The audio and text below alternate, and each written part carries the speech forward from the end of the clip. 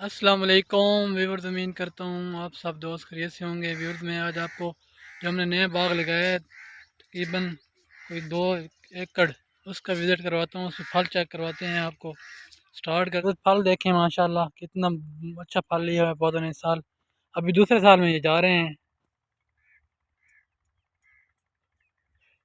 और इंशाल्लाह उम्मीद तो बहुत है सारा ही कामयाब हो जाएगा।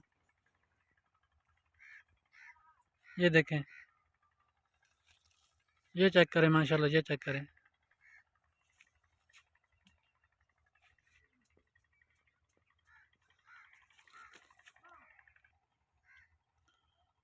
और ये चेक करिएगा माशाल्लाह, एक पौधे का नहीं सारे पौधे की दिखाऊंगा वीडियो आपको। ये ऊपर सिरे वाली शाखों पे लगा हुआ है फल। ये देखें, ये चेक करें। उम्मीद तो बहुत है गिरेगा नहीं। और ये है हमारे छोटे बागात कितना और इतना फल है, तो जब बड़े बागात पे फिर कितना फल होगा। ये देखें, अल्हम्दुलिल्लाह, अल्लाह का लाख लाख शुक्र है बहुत।